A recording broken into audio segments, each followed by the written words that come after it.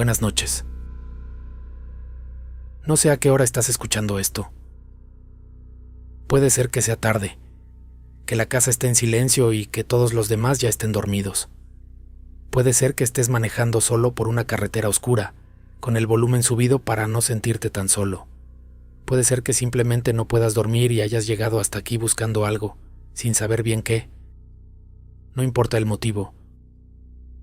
Lo que importa es que estás aquí, y yo también. Me llamo Sebastián, y esta noche, por primera vez, abro las puertas de este canal. Lo que vas a escuchar aquí no viene de mi imaginación. Viene de algo mucho más inquietante que eso. Viene de la gente, de las personas que me escriben por correo contándome lo que les pasó una noche que no pueden olvidar.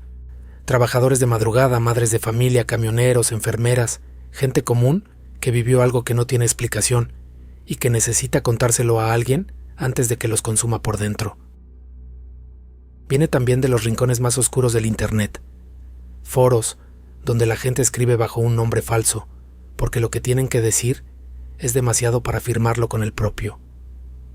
Testimonios que nadie reclamó, historias que alguien dejó escritas en algún lugar de la red, con la esperanza de que alguien las encontrara. Y viene de lugares que no puedo verificar, de voces que no tienen rostro, de relatos que quizás ocurrieron exactamente como los voy a contar, o quizás no. Lo que sí puedo decirte es que quien los escribió los vivió como reales, y eso a veces es suficiente para que den miedo. Este es el primer video del canal, y antes de que empiece la primera historia, quiero pedirte algo pequeño. Deja un comentario con tu nombre y dime desde dónde me estás escuchando esta noche. Una ciudad, un pueblo, un país, lo que quieras compartir. Quiero conocerte. En el próximo video voy a leer esos comentarios y voy a saludar a cada uno de los que estuvieron aquí desde el principio, porque los que llegan primero siempre merecen ser recordados. Y si alguna vez viviste algo que no pudiste explicarle a nadie, ya sabes dónde encontrarme. El correo está en la descripción. Cuéntame lo que nadie más se atrevió a escuchar. Esto es Sebastián, Relatos de Terror, y esto acaba de comenzar. Buenas noches, Sebastián. Me llamo Petra y tengo 72 años. Nací en San Cristóbal del Monte, un pueblo en la Sierra de Oaxaca, que usted no va a encontrar en ningún mapa moderno, porque tiene menos de 300 habitantes y porque la gente de afuera nunca tuvo mucho interés en buscarlo. Llevo toda mi vida aquí. No me fui cuando me ofrecieron trabajo en la ciudad. No me fui cuando mis hijos se fueron. No me fui cuando mi esposo murió hace 11 años. Este pueblo es lo mío y aquí me voy a quedar hasta que me toque irme de otra manera. Le cuento esto porque quiero que entienda que no soy una persona asustadiza. No soy de las que ve sombras donde no las hay, ni de las que inventa cosas para llamar la atención. Tengo 72 años y he visto nacer y morir a mucha gente en este pueblo, que he velado muertos, he parido hijos, he enterrado a mi propio esposo con estas manos. No me asusto fácil. Pero lo que vive en el cerro me da miedo. Siempre me dio miedo, desde que era niña. El cerro del que le hablo está al norte del pueblo, a unos 40 minutos caminando desde la última casa. No tiene nombre oficial, aunque nosotros siempre le dijimos el Cerro Prieto, por el color oscuro de la piedra cuando le pega el sol de frente. Es un cerro como cualquier otro. Monte, piedras, maleza, algunos árboles viejos en la parte de arriba. Nada que a un extraño le llamara la atención. Pero en este pueblo, todos sabemos que al Cerro Prieto no se sube después del anochecer. No es una regla escrita. Nadie se la enseña a los niños como se les enseña a no cruzar la calle sin mirar. Es algo que se sabe, que se transmite de una generación a otra con media frase, con una mirada, con el silencio específico que hace la gente mayor cuando alguien menciona el cerro de noche. Yo se lo aprendí a mi abuela cuando tenía 6 años y le pregunté por qué los hombres nunca subían al cerro después de que oscurecía. Ella me miró un momento, me acarició la cabeza y me dijo: porque ahí arriba hay algo que no es de Dios, mija. Y no le pregunté más. Durante años viví con eso como una verdad del pueblo, como una de esas cosas que simplemente son y nadie cuestiona. Hasta que cumplí 16 años y un muchacho llamado Aurelio Santamaría decidió que el miedo al cerro era cosa de viejos. Aurelio era de afuera. Había llegado al pueblo 2 años antes con su familia, que venía huyendo de problemas en otro estado. Era un muchacho alto, fuerte, de los que no se quedan callados cuando hay algo que demostrar. Desde que llegó le pareció ridículo que nadie subiera al cerro de noche, y durante meses estuvo diciendo que algún día iba a subir y a bajar sin que nada le pasara, para que los del pueblo dejaran de creer en cuentos de viejas. Una noche de octubre lo hizo. Éramos un grupo de jóvenes sentados afuera de la tienda del pueblo, como hacíamos siempre. Aurelio anunció que esa noche subía al cerro, que llegaba hasta la cima y que bajaba antes de la medianoche. Algunos le dijimos que no lo hiciera. Otros se rieron y lo animaron.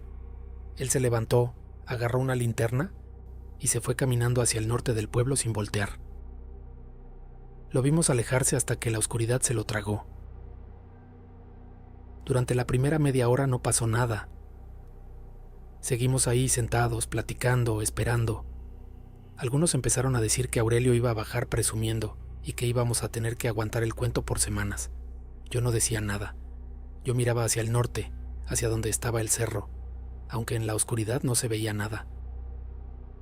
Fue pasada la media hora cuando empezamos a escucharlo. Primero fue solo un sonido lejano, algo que podría haber sido el viento si no fuera porque esa noche no había viento. Un sonido largo, sin ritmo, que venía desde arriba. Tardamos unos segundos en entender que era una voz. Era Aurelio. Estaba gritando. No gritaba palabras, no pedía ayuda con frases claras.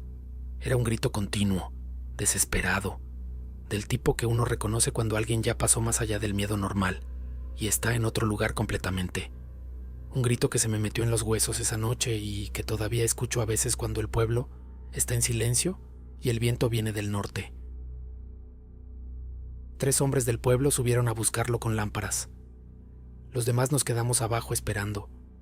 Tardaron casi 1 hora en bajar. Traían a Aurelio cargado entre 2 de ellos. Estaba consciente pero no hablaba. Tenía los ojos abiertos y miraba al frente con una expresión que yo no había visto nunca en la cara de nadie y que no supe nombrar hasta muchos años después, cuando lo vi en otra persona y entendí que era la cara de alguien cuya mente había decidido no procesar lo que los ojos acababan de ver. Lo llevaron a su casa. Su madre lo acostó y mandó llamar al señor que en el pueblo hacía las veces de curandero.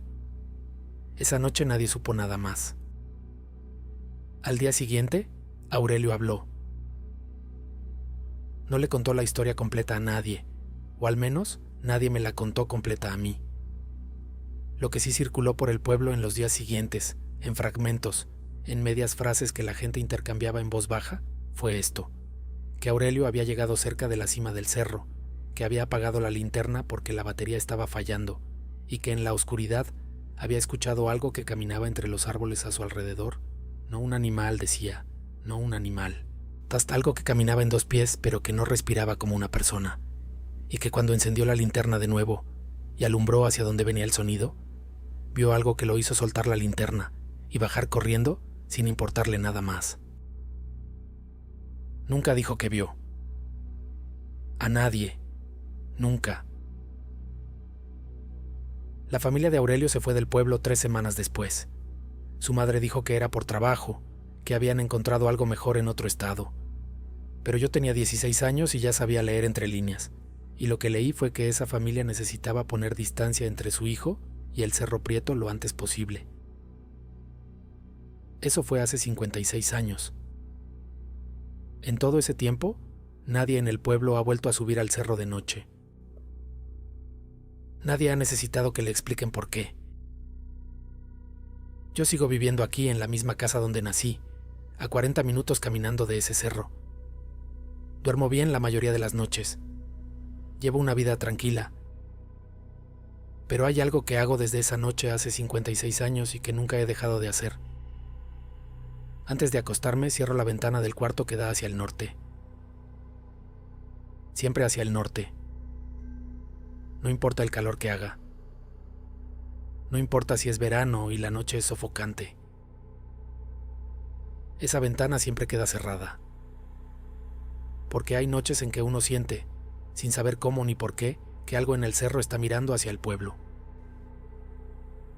Y yo prefiero que no me vea. Cuídense mucho, y si alguna vez visitan un pueblo pequeño y los vecinos les dicen que no suban a un cerro de noche, a un monte, a un camino oscuro, háganles caso. Ellos saben cosas que ustedes no saben. Continuamos con el siguiente relato. Hay una imagen que no me abandona. No importa cuánto tiempo pase, no importa cuántas cosas hayan ocurrido en mi vida desde entonces.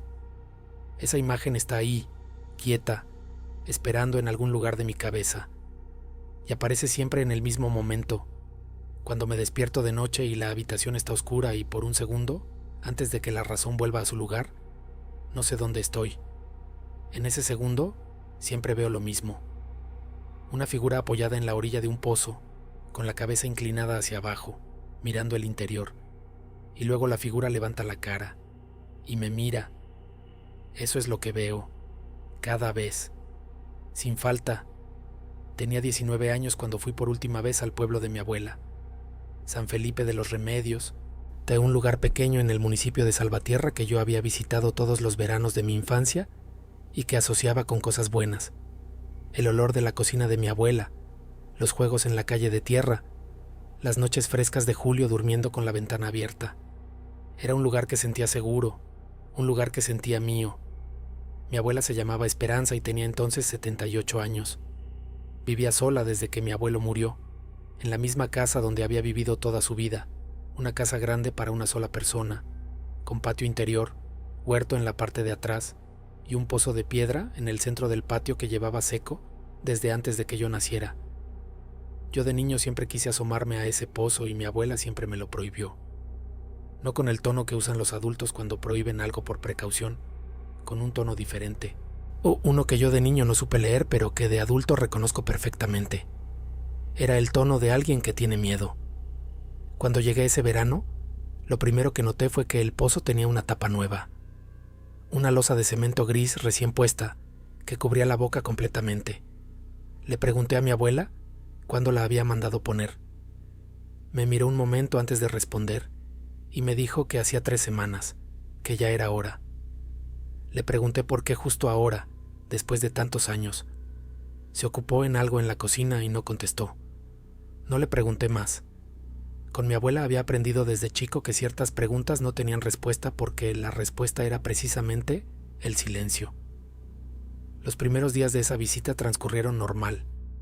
Ayudaba a mi abuela en la casa, salía a caminar por el pueblo, me encontraba con gente que me había conocido de niño. Estaba todo tranquilo, todo familiar, hasta la 3.ª noche.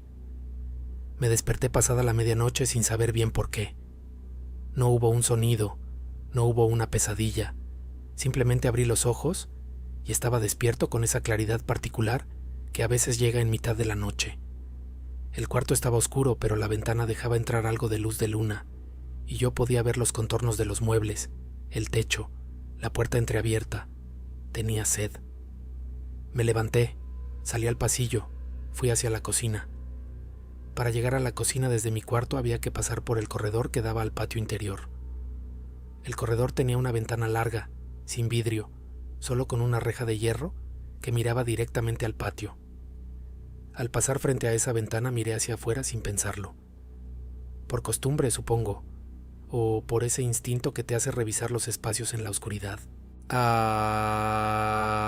Había alguien en el patio, una figura junto al pozo, una mujer, según pude ver, pelo largo, ropa oscura, de espaldas a mí, inclinada sobre la losa de cemento que cubría la boca.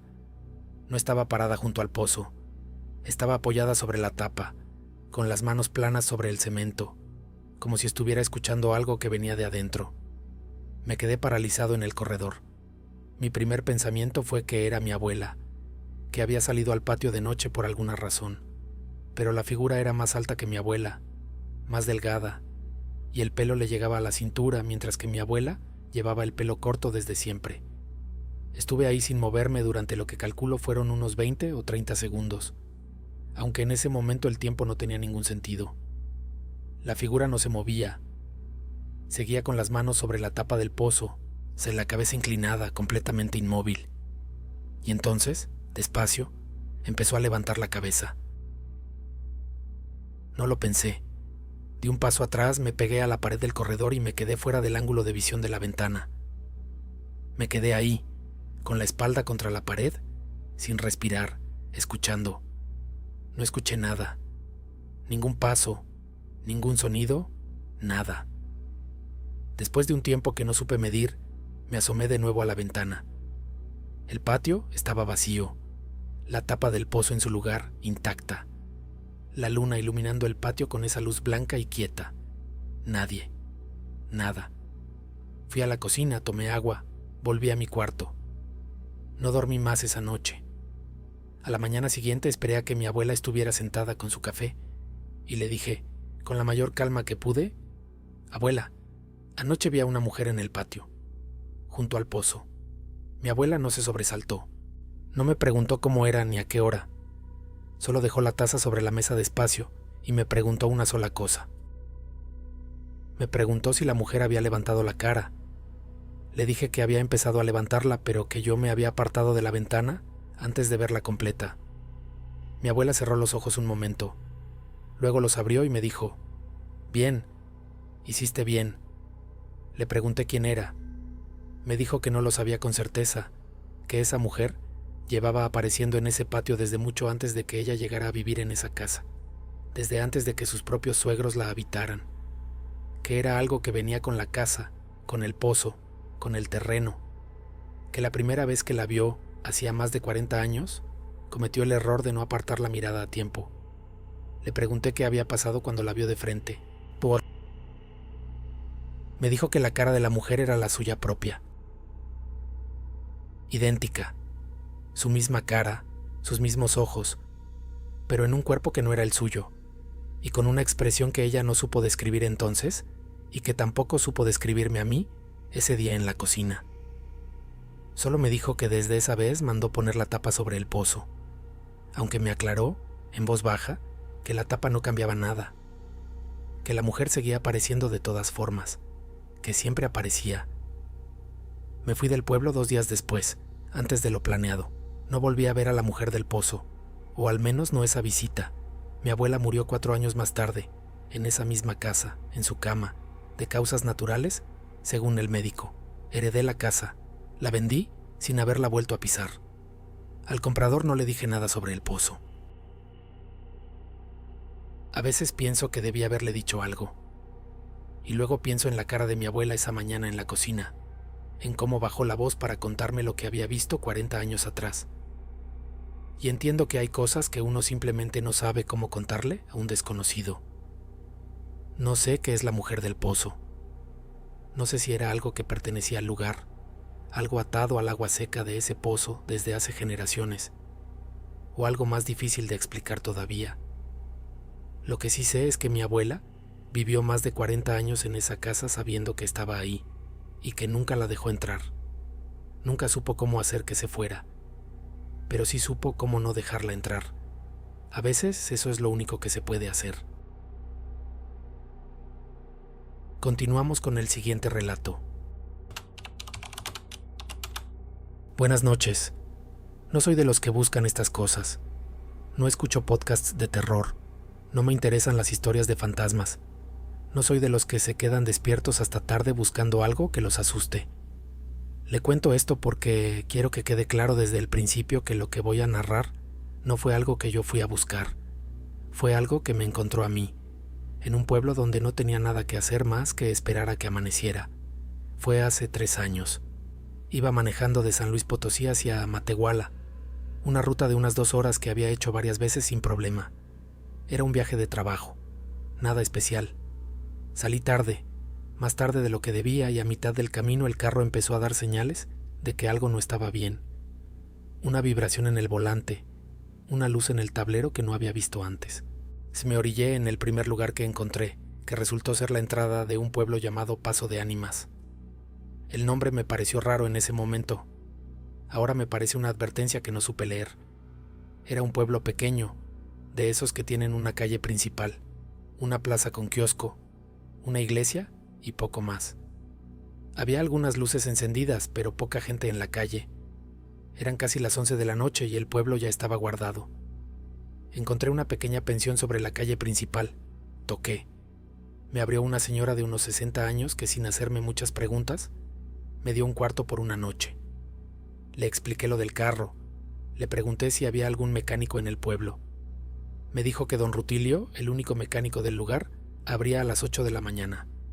Le agradecí, pagué por adelantado y subí al cuarto. Era un cuarto simple. Cama, silla, velador, ventana que daba a la calle principal. Me acosté sin cenar porque ya no había nada abierto.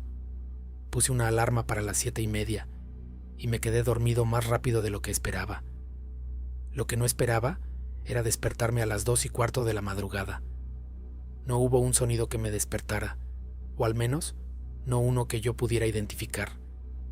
Simplemente abrí los ojos y estaba completamente despierto, con esa sensación extraña de que algo afuera había cambiado. Me quedé quieto un momento escuchando, y entonces lo escuché. Pasos. No los pasos de una persona. Los pasos de muchas personas caminando despacio, con un ritmo parejo, sobre el empedrado de la calle principal. Me levanté y me asomé por la ventana. La calle estaba llena de gente, una fila larga, que venía desde el extremo norte del pueblo y avanzaba hacia el sur, hacia donde estaba la iglesia. Contarlos era difícil. La calle no tenía mucha iluminación y la fila se perdía en la oscuridad de ambos lados. Pero eran muchos. Décadas de personas, quizás más. Todos caminando en la misma dirección. Todos con el mismo paso lento y pausado. Cada uno llevaba una vela encendida. La luz de tantas velas juntas le daba a la calle una claridad anaranjada y temblorosa que hacía que todo se viera irreal, como una escena de película o de sueño. Iban en silencio. Ninguno hablaba, ninguno miraba a los lados, ninguno levantaba la vista del suelo frente a sus pies. Solo caminaban, despacio, en fila, con las velas en la mano. En el centro de la procesión, cargado en andas por 4 hombres, había algo cubierto con una tela negra, que no era un ataúd, era más pequeño, más irregular en la forma, y la tela caía de manera que no permitía adivinar qué había debajo.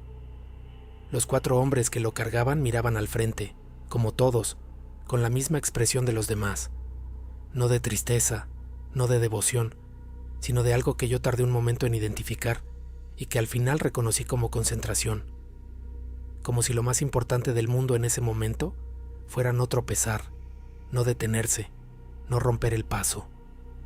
Estuve mirando desde la ventana durante varios minutos. La procesión avanzaba despacio y la fila parecía no tener fin. Seguía viniendo gente desde el extremo norte de la calle, una figura tras otra emergiendo de la oscuridad con su vela encendida. En ningún momento vi el principio ni el final de la fila. Me pregunté por qué no había escuchado nada antes de despertarme. Esa cantidad de personas en una calle empedrada debería haber generado un ruido considerable. Y sin embargo yo había dormido sin interrupciones hasta las 2:15, y solo cuando abrí los ojos, el sonido de los pasos se volvió audible, como si la procesión no hubiera existido hasta el momento en que yo decidí escucharla. Estuve mirando hasta que la última figura que pude ver desde mi ventana dobló hacia la plaza y desapareció en dirección a la iglesia. Luego, la calle quedó vacía. Las velas, apagadas o guardadas, ya no iluminaban nada. El empedrado, desierto. No volví a dormirme esa noche. A las 8 en punto bajé al comedor de la pensión. La señora que me había recibido estaba sirviendo café y me saludó como si nada. Esperé a que me sirviera y le pregunté, tratando de sonar casual, si había habido algún evento en el pueblo la noche anterior. Alguna procesión, alguna celebración religiosa. Me miró. No fue una mirada de confusión. No fue la mirada de alguien que no entiende la pregunta. Fue una mirada larga, quieta, en la que yo pude ver con claridad que ella entendía perfectamente lo que yo había visto y que estaba decidiendo en tiempo real cuánto iba a contarme. Me preguntó a qué hora la había visto. Le dije que a las 2:15. Asintió despacio como si ese dato confirmara algo. Luego se sentó frente a mí, puso las manos sobre la mesa y me dijo que en Paso de Ánimas esa procesión aparecía de vez en cuando, sin aviso, sin que nadie la convocara y sin que nadie supiera exactamente cuándo iba a aparecer. O que los viejos del pueblo decían que llevaba ocurriendo desde mucho antes de que cualquiera de los habitantes actuales naciera, que nadie sabía quiénes eran las personas que caminaban en ella, porque nadie del pueblo participaba, todos se quedaban en sus casas, con las puertas cerradas, esperando a que pasara. Le pregunté qué cargaban los 4 hombres en las andas. Bajó la mirada un momento antes de responder. Me dijo que nadie lo sabía con certeza, porque nadie del pueblo había salido a verlo de cerca. Que la norma no escrita era observar desde adentro, desde las ventanas, sin abrir puertas ni salir a la calle mientras la procesión pasaba. Que los que en algún momento lo habían hecho, salir a la calle, acercarse, no habían podido describir lo que vieron porque al día siguiente no recordaban nada de esa noche, y como si algo en su memoria hubiera sido borrado desde el momento en que pusieron un pie en la calle. Le pregunté cuándo había sido la última vez que la procesión había aparecido antes de esa noche. Me dijo que hacía 11 años. Luego me miró fijo y me dijo algo que no entendí del todo en ese momento, pero que llevo 3 años pensando. Me dijo: usted tuvo suerte de verla desde adentro, pero le recomiendo que no vuelva a este pueblo, no porque le vaya a pasar algo, sino porque la procesión no aparece 2 veces para la misma persona, a menos que esa persona tenga algo que ver con lo que cargan en las andas. No le pregunté más. Don Rutilio arregló el carro a las 10 de la mañana. Era algo menor, 1 hora de trabajo. Pagué, le agradecí a la señora de la pensión y me fui del pueblo sin voltear. No he vuelto a Paso de Ánimas, no he buscado información sobre el pueblo, no he intentado encontrar a alguien más que haya visto la procesión, no he hecho nada que me acerque más a esa noche. Hay preguntas que uno decide no hacerse porque la respuesta podría ser peor que la ignorancia. Lo que sí hago desde esa noche es no manejar solo después de las 10. Y si el carro da señales de problema en carretera, llego al pueblo más cercano antes de que oscurezca. Lo que sea que cargaban en esas andas, no quiero saberlo. Y definitivamente no quiero que tenga algo que ver conmigo.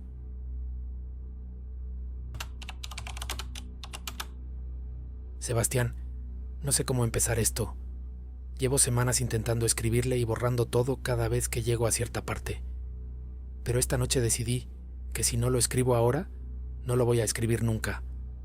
Así que aquí va, sin adornos y sin omitir nada, aunque haya partes que sé que van a sonar a locura. Lo que le voy a contar ocurrió hace 2 años, y todavía no ha terminado. Mi hijo Mateo tenía entonces 7 años y llevaba 3 semanas con una fiebre que ningún médico del pueblo supo explicar. No era una fiebre normal, no subía ni bajaba, no respondía a ningún medicamento, no tenía una causa identificable. Los análisis salían limpios, los médicos se encogían de hombros, y mi hijo seguía ahí, en su cama, con los ojos abiertos mirando el techo con una expresión que no era de un niño de 7 años. Era una expresión quieta, ausente, y como si algo dentro de él estuviera muy lejos. Una noche, ya desesperada, le pregunté a mi vecina doña Celia si conocía a alguien que pudiera ayudarme. No a un médico, a alguien de otro tipo. Ella me miró un momento y me dijo que había una mujer que vivía del otro lado del río, a unos 40 minutos caminando desde el pueblo, que sabía cosas que los médicos no saben, que mucha gente del pueblo había ido a verla en momentos de necesidad y que siempre había resultado. Le pregunté cómo se llamaba. Me dijo que todos le decían la señora, que nunca había dado otro nombre. Fui al día siguiente, sola, de mañana. El camino hasta el río era una vereda de tierra que cruzaba un potrero y luego bajaba entre arbustos hasta la orilla. El río en esa época del año estaba bajo. Podía cruzarse caminando si uno sabía dónde pisar. Al otro lado había una casa pequeña de adobe, con un huerto alrededor y una puerta de madera pintada de azul que estaba entreabierta cuando llegué. Antes de que pudiera tocar, la puerta se abrió del todo. La mujer que apareció tendría unos 60 años, aunque era difícil saberlo con certeza. Había algo en su cara que hacía que la edad no se pudiera calcular bien, como si los años no se le hubieran ido acumulando de la manera normal. Era delgada, de pelo gris recogido, con unos ojos oscuros que me miraron de una forma que solo puedo describir como completa, como si en ese primer segundo ya supiera todo lo que yo había ido a decirle. Me hizo pasar sin que yo dijera una palabra. El interior de la casa olía a hierbas y a algo más que no supe identificar, algo entre madera quemada y tierra mojada. Había plantas por todos lados, 3 manojos colgados del techo, frascos alineados en repisas de madera. Me señaló una silla frente a una mesa pequeña y se sentó del otro lado. Le expliqué lo de Mateo, la fiebre, las semanas, los médicos. Ella escuchó sin interrumpirme, con las manos quietas sobre la mesa y los ojos fijos en los míos durante todo el tiempo que hablé. Cuando terminé, asintió una vez y me dijo que sí podía ayudarme. Le pregunté cuánto cobraba. Me dijo que ella no cobraba dinero. Le pregunté entonces qué quería. Me dijo que quería algo pequeño, algo que yo no iba a extrañar. Me dijo que a veces cuando ella ayudaba a alguien, tomaba para sí una cosa muy pequeña de esa persona, algo que la persona cedía sin darse cuenta en el momento de recibir la ayuda, como el precio natural de un intercambio.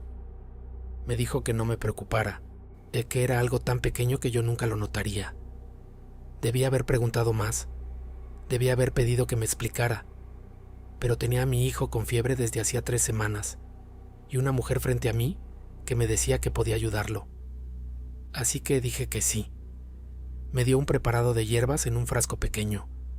Me explicó cómo dárselo a Mateo durante 3 días y me dijo que la fiebre iba a bajar antes del tercero. Me levanté para irme y ella me tomó la mano un momento, solo un segundo, un contacto breve, y me dijo: «Ya está, ya hicimos el trato». Crucé el río de regreso y no volteé. Mateo mejoró en 2 días. La fiebre bajó la primera noche, desapareció completamente la segunda. Al tercer día ya estaba jugando en el patio como si nada hubiera pasado.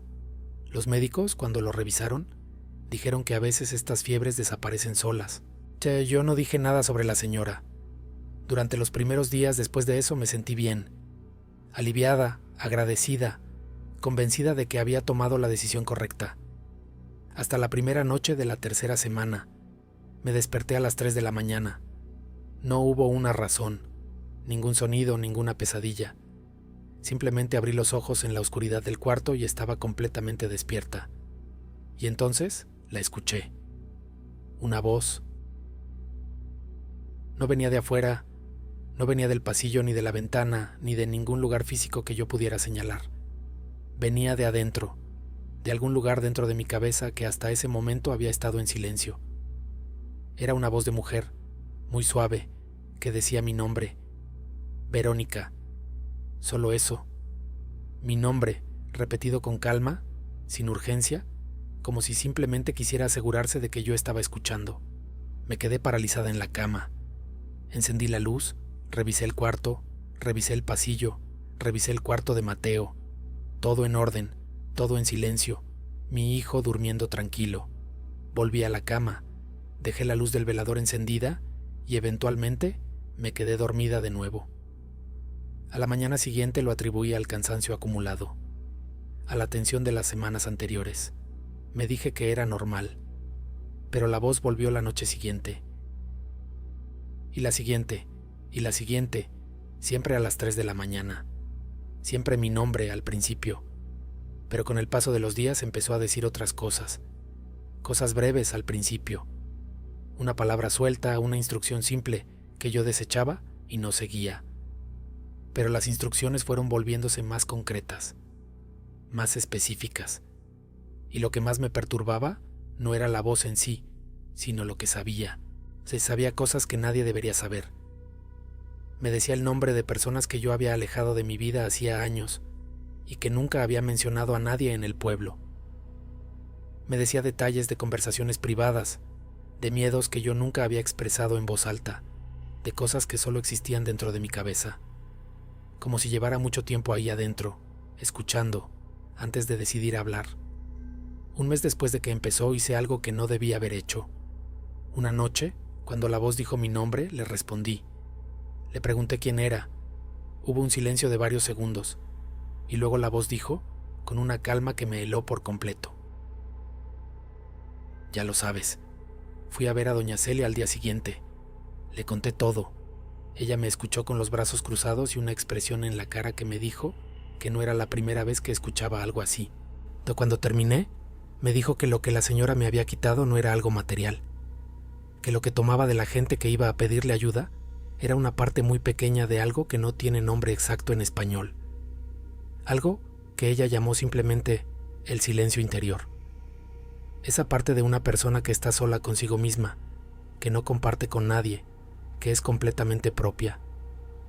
Me dijo que la señora vivía en ese silencio, que era su forma de entrar. Le pregunté si había manera de recuperarlo. Doña Celia no respondió de inmediato. Me miró un momento y luego me dijo que no sabía, que de las personas que habían ido a ver a la señora y después habían sentido lo mismo que yo, algunas habían aprendido a convivir con ello, otras no. No me dijo qué les había pasado a las que no pudieron. Han pasado 2 años, Sebastián. La voz sigue ahí. Ya no me despierta todas las noches. Ahora aparece cuando quiere, a cualquier hora, sin aviso. A veces pasan días sin que la escuche y llego a creer que se fue. Luego vuelve. He aprendido a no responderle. Eso parece ser lo único que funciona. Ignorarla, no darle entrada, no reconocer que está ahí. Cuando le respondo, aunque sea con una sola palabra, se queda más tiempo y habla más, como si el reconocimiento la alimentara. Mateo está bien, creció sano, va a la escuela, no sabe nada de esto. Eso es lo que me digo cuando hay noches en que el silencio interior que me quedó ya no me alcanza para más, que mi hijo está bien, que eso tenía que valer algo. Espero que valga. Continuamos con el último relato de esta noche. Buenas noches, Sebastián. Le escribo porque necesito que alguien más sepa esto. No se lo he contado a mi madre. No se lo he contado a mis hermanos. Hay una razón para eso, y cuando termine de leer esto, creo que va a entenderla. Mi abuelo murió en marzo del año pasado.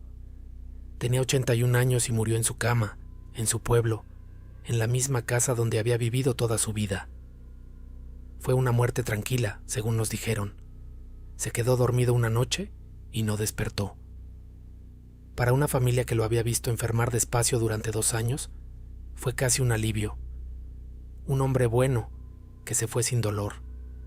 Así lo recordamos en el velorio, así lo despedimos, así lo enterramos. Mi abuelo era el tipo de hombre que uno recuerda como una presencia fija, inamovible, como una piedra grande en el centro de la familia, y toda mi infancia giró alrededor de él. Los domingos en su casa, sus historias de cuando era joven, sus consejos que nunca se sentían como regaños. Era callado, trabajador, honesto hasta el cansancio. El pueblo lo respetaba. La gente lo saludaba quitándose el sombrero. Cuando murió, la mitad del pueblo fue al velorio. 3 meses después de su muerte, mi madre decidió renovar la casa para poder rentarla. Yo me ofrecía a ayudar con la parte física, demoler lo que había que demoler, limpiar, preparar el espacio para los albañiles.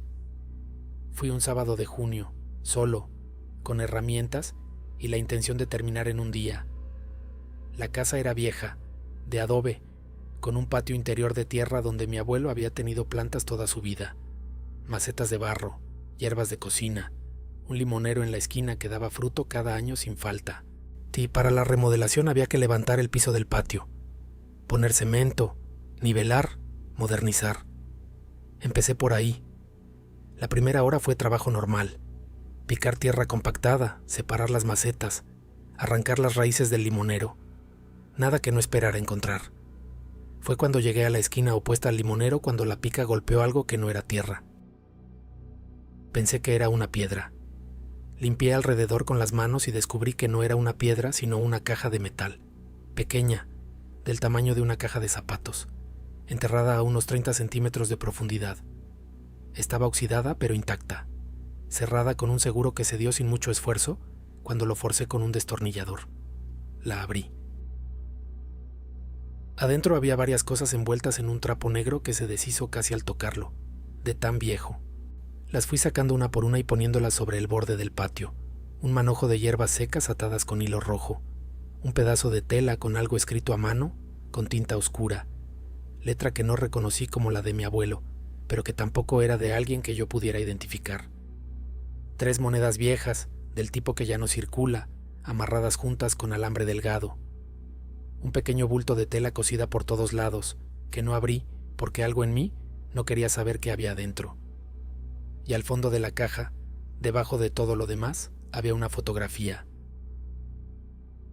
Era una foto mía, no de adulto, de cuando yo tendría unos 5 o 6 años, en el patio de esa misma casa, con el limonero de fondo. Una foto que yo recordaba. Mi madre tenía una copia enmarcada en su sala, pero que aquí estaba diferente. Alguien había dibujado con pluma un círculo alrededor de mi figura, un círculo cerrado, trazado con cuidado, sin interrupciones.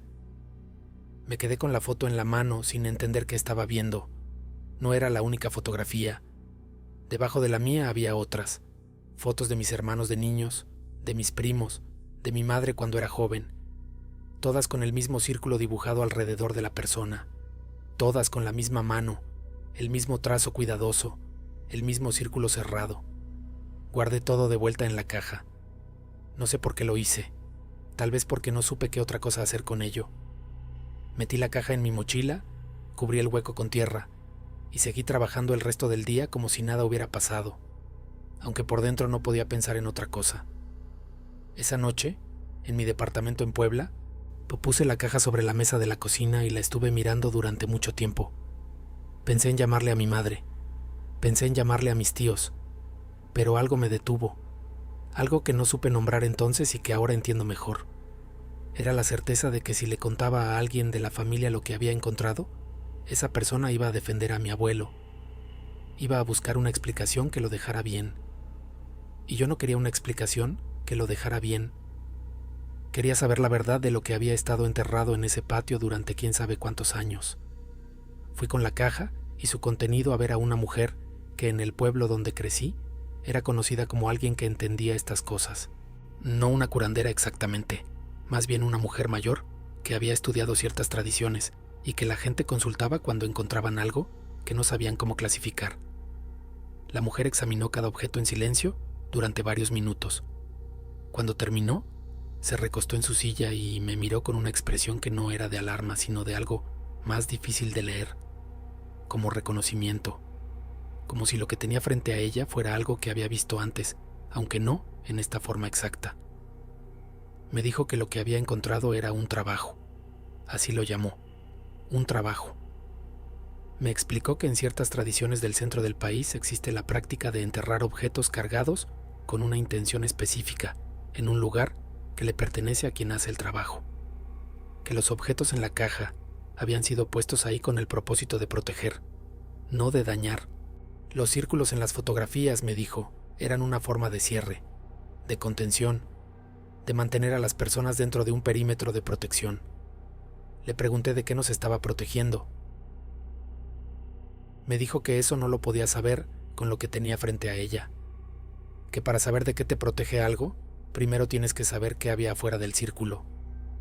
Se quedó en silencio un momento y luego me preguntó cómo había sido la vida de mi familia. Si habíamos tenido enfermedades graves, accidentes, pérdidas fuera de lo normal. Pensé en eso. Pensé en mis padres, en mis hermanos, en mis tíos y primos. Pensé en 4 generaciones de familia que habían vivido en y alrededor de ese pueblo. Y me di cuenta de que no habíamos tenido nada de eso, que éramos, para los estándares de cualquier familia normal, de una familia extraordinariamente intacta, sin muertes jóvenes, sin enfermedades devastadoras, sin accidentes graves, sin las tragedias que uno ve en otras familias y que acepta como parte natural de la vida. Se lo dije. Ella asintió despacio, como si eso confirmara algo que ya sospechaba. Me dijo que los objetos que mi abuelo había enterrado llevaban ahí mucho tiempo, que el trabajo estaba bien hecho, con cuidado, con conocimiento, con una intención clara, y que una persona no aprende a hacer algo así de la noche a la mañana, sin que nadie le enseñe. Le pregunté qué quería decir con eso. Me dijo que quería decir que mi abuelo no había aprendido esto solo, que alguien se lo había enseñado, y que esa persona, quien quiera que fuera, le había cobrado algo por hacerlo. Me fui de ahí sin preguntar más. Hay preguntas que uno decide no hacer porque la respuesta lo va a cambiar todo. La forma en que recuerdas a alguien, la forma en que entiendes tu propia historia, la forma en que ves cada momento bueno de tu vida y te preguntas cuál fue su costo real. Guardé la caja. Sigue en mi departamento en el fondo de un cajón que casi nunca abro. No le he dicho nada a mi familia, porque mi abuelo nos protegió toda su vida. Eso es lo que hizo, de la única manera que supo o que pudo. Y yo no sé lo que dio a cambio, no sé a quién le pagó ni cómo, no sé qué había fuera de esos círculos que él pasó décadas manteniendo cerrados. Pero sé que lo hizo por nosotros, y no estoy seguro de que tenga derecho a juzgarlo por eso. Cerramos así el círculo de esta noche. Gracias por acompañarme en la oscuridad. Si estas historias encontraron un lugar en tu mente, únete a nuestra comunidad suscribiéndote. Es la mejor forma de asegurar que la próxima vez que se encienda la luz, estemos todos aquí. Dime en los comentarios qué te parecieron estos relatos, y si alguna vez viviste o supiste de algo parecido. No olvides dejar tu nombre y desde dónde me escuchas. Lo saludaré en el próximo video. Si guardas un secreto que merece ser narrado, escríbeme al correo de la descripción. Hasta la próxima noche. Soy Sebastián, y esto apenas comienza.